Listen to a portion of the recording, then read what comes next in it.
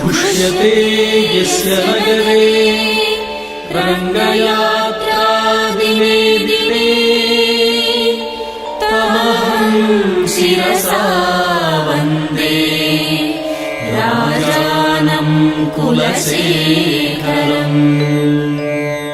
श्रीवल्लभेति वरदेति दयापरेति भक्तप्रियेति भवलुण्ठनकोविदेति नाथेति नागशयनेति जगन्निवासेति आलापनं प्रतिपदं कुरु मे मुकुन्द। जयतु जयतु देवो देवकीनन्दनोऽयं जयतु जयतु कृष्णो वृष्णिवंशप्रदीपः जयतु जयतु मेघश्यामलः कोमलाङ्गः जयतु जयतु पृथ्वीभारनाशो मुकुन्दः। मुकुन्दमूर्ध्ना प्रणिपत्य याचे भवन्तमेकान्तमियं प्रमद्धम् अविस्मृतिस्त्वच्चरणारविन्दे भवे भवे मेस्तु भवत्प्रसादात्। नाहं वन्दे तव चरणयोः द्वन्द्वमद्वन्द्वहेतोः कुम्भे पाकं गुरुमपि हरे नारदं नापनेतुम्। रम्या रामा मृदुतनुलता नन्दनेनाभिनन्दुम् भावे भावे हृदयभवने भावयेयं भवन्तम्। नास्थाधर्मे नवशुनिचये नैव कामोपभोगे यद्यद्भव्यं भवतु भगवन् पूर्वकर्मानुरूपम्। एतत्प्रार्थ्यं मम बहुमतं जन्म जन्मान्तरेऽपि त्वत्पादाम्भोरुहयुगगता निश्चला भक्तिरस्तु। दिवि वा भुवि वा ममास्तु वासः नरके वा नरकान्तकप्रकामम्। अवधीरितशारदारविन्दौ चरणौ ते मरणेऽपि चिन्तयामि। कृष्ण त्वदीयपदपङ्कजपञ्जरान्तः अद्यैव मे विशतु मानसराजहंसः। प्राणप्रयाणसमये कफवातपित्तैः कण्ठावरोधनविधौ स्मरणं कुतस्ते। चिन्तयामि हरिमेव सन्ततम् मन्दमन्दहसिताननाम्बुजम् नन्दगोपतनयम् परात्परम् नारदादिमुनिवृन्दवन्दितम्। करचरणसरोजे कान्तिमन्नेत्रमीने श्रममुषिभुजवीचिव्याकुले गाढमार्गे हरिसरसि विगाह्यापीयते जोजलौघम् भवमरुपरिखिन्नः खेदमद्य त्यजामि। सरसि जनयने सशङ्खचक्रे मुरदिरिमाविरमस्वचित्तरन्तुम् सुखतरमपरं न जातु जाने हरिचरणस्मरणामृतेन तुल्यम्।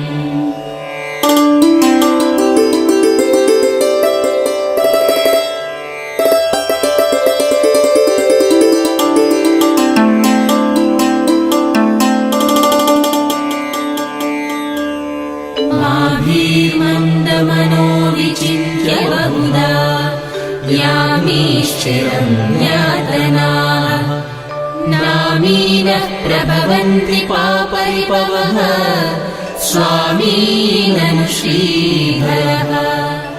आलस्यं व्यपनीय भक्तिसुलभम् ध्यायस्व नारायणम्। लोकस्य व्यसनापनोदरकरो दासस्य किं न क्षमः। भवजलधिगतानां द्वन्द्ववाताहतानां सुतदुहितृकळत्रत्राणभारार्दितानाम् विषमविषयतो ये मज्जतामप्लवानाम् भवतु शरणमेको विष्णुपोतो नराणाम् भवजलधिमगाधम् दुष्करम् निस्तरेयम् कथमहमिति चेतो मास्मगाः कातरत्वम् सरसिजदृशि देवी तावकी भक्तिरेका नरकभिधिविषण्णा तारयिष्यत्यवश्यम् तृष्णातो ये मदनपवनोद्धूतमोहोर्मिमारे दारावर्ते तनय सहजग्राहसङ्घाकुले च संसाराख्ये महति जलधूमज्जताम् न स्पृहामन् पादाम्भोजे वरद भवतो भक्तिनामम् प्रयच्छ माद्राक्षम् क्षीणपुण्यान् क्षणमपि भवतो भक्तिहीनान् पदाब्जे माश्रौषम् श्राव्यबन्धम् तव चरितमपास्यान्यदाख्यानजातम् मास्मार्षम् माधवत्वामपि भुवनपते चेतसा बन्धुवानान् मा भुवन् त्वत्सपर्याव्यतिकररहितो जन्म जन्मान्तरेऽपि जिह्वे कीर्तयकेशवम् मुररिपुम् चेतो भज श्रीधरम् पाणिद्वन्द्वसमर्चयाच्युतकथा श्रोत्रद्वयत्वम् शृणु कृष्णम् लोकय लोचनद्वय हरेर्गच्छाङ्घ्रियुग्मालयम् जिघ्रघ्राणमुकुन्दपादतुलसीम् मूर्धन्यमाधोक्षजम् हे लोकाः शृणुत प्रसूतिमरणव्याधेश्चिकित्सामिमाम् योगज्ञाः समुदाहरन्ति मुनयो यां याज्ञवल्क्यादयः अन्तर्ज्योतिरमेयमेकममृतम् कृष्णाख्यमापीयताम् तत्पीतम् परमौषधम् वितनुते निर्वाणमात्यन्तिकम् हे मर्त्याः परमम् हितम् शृणुतवो वक्ष्यामि संक्षेपतः संसारार्णवमापदूर्मिबहुलम् सम्यक् प्रविश्य स्थिताः नानाज्ञानमपास्य चेतसि नमो नारायणायेत्यम् मन्त्रम् सप्रणवम् प्रणामसहितम् प्रावर्तयध्वम् मुहुः पृथ्वीरेणुरनुः पयांसि कणिकाः फल्गुस्फुलिङ्गोलकुः तेजो निःश्वसनम् वरुत्तनुतरम् रन्ध्रम् सुसूक्ष्मम् नभः क्षुद्रा रुद्रपितामहप्रभृतयः कीटाः समस्ताः सुराः दृष्टे यत्र सतावको विजयते भूमावधूतावधिः बद्धेनाञ्जलिना नतेन शिरसा गात्रैः सरोमोद्गमैः कण्ठेन स्वरगद्गदेन नयनेनोद्गीर्णबाष्पाम्बुना नित्यम् त्वच्चरणारविन्दयुगलध्यानामृतास्वादिना अस्माकम् सरसीरुहाक्षसततम् सम्पद्यताम् जीवितम्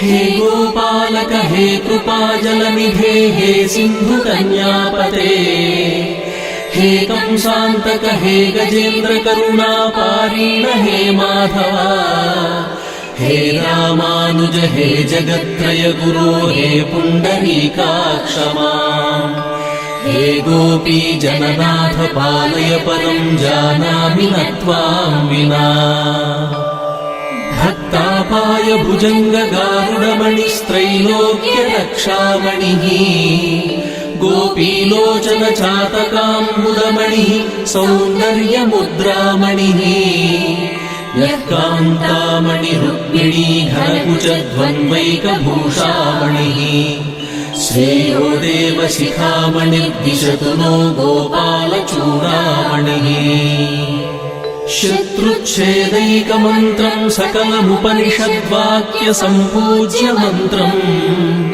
संसारोत्तारमन्त्रम् समुपचिततमः सङ्घनिर्याणमन्त्रम् सर्वैश्वर्यैकमन्त्रम् व्यसनभुजगसन्दष्टसन्त्राणमन्त्रम् जिह्वे श्रीकृष्णमन्त्रम् जप जप सततम् जन्मसाफल्यमन्त्रम् व्यामोहप्रशमौषधम् मुनिमनोवृत्तिप्रवृत्त्यौषधम् दैत्येन्द्रार्तिकरौषधम् त्रिभुवनी सञ्जीवनैकौषधम् भक्तात्यन्तहितौषधम् भवभयप्रध्वंसनैकौषधम् श्रेयप्राप्तिकरौषधम् पिब मनः श्रीकृष्णदिव्यौषधम् आम्नायाभ्यसनान्यरण्यरुदितम् वेदव्रतान्यन्वहम् मेदश्छेदफलानि पूर्तविधयः सर्वे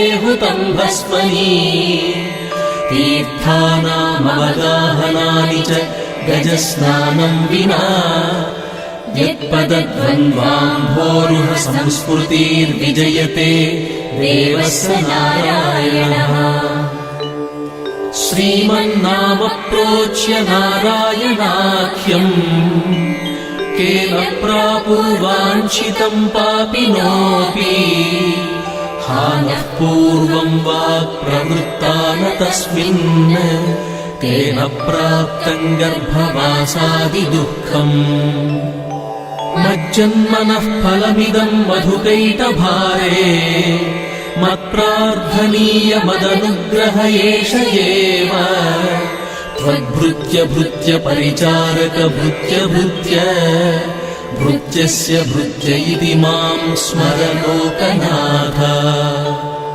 नाथेनः पुरुषोत्तमे त्रिजगतामेकाधिपे चेतसा सेव्ये स्वस्य पदस्य दातरि सुरे नारायणे तिष्ठति यम् कञ्चित् पुरुषाधमम् कतिपयग्रामेशमल्पार्थदम् सेवायै मृगयामहे नरमहो मूकावराका वयम् मदन परिहर स्थितिम् मदीये मनसि मुकुन्द पदारविन्दधाम्नि हरनयन कृशानुना कृशोऽसि स्मरसि न चक्रपराक्रमम् मुरारेः तत्त्वम् ब्रुवाणानि परम् परस्मात् मधुक्षरन्तीव सताम् फलानि प्रावर्तय प्राञ्जलिरस्मि जिह्वे नामानि नारायण गोचराणि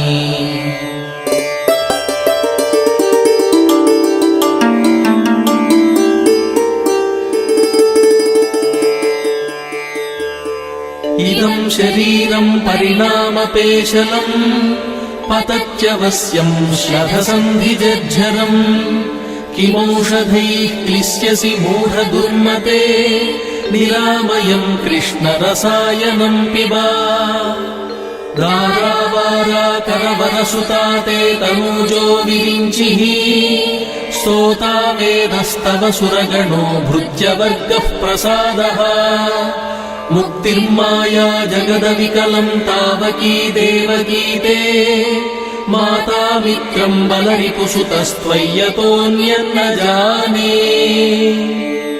कृष्णो रक्षतु नो जगत्त्रय गुरुः कृष्णम् नमस्याम्यहम् कृष्णेनामरशत्रवो विनिहताः कृष्णाय तस्मै नमः कृष्णादेव समुत्थितम् जगदिदम् कृष्णस्य दासोऽस्म्यहम् कृष्णे तिष्ठति विश्वमेतदखिलम् हे कृष्ण रक्षस्व माम् तत्त्वम् प्रसीद भगवन् कुरु मय्यनाथे विष्णो कृपाम् परमकारुणिकः किल त्वम् संसारसागरनिमग्नमनन्तदीनम् उद्धर्तुम् वक्तुमर्हसि हरे पुरुषोत्तमोऽसि नमामि नारायण पादपङ्कजम् करोमि नारायण पूजनं सदा वदामि नारायण नाम निर्मलम् स्मरामि नारायण तत्त्वमव्ययम्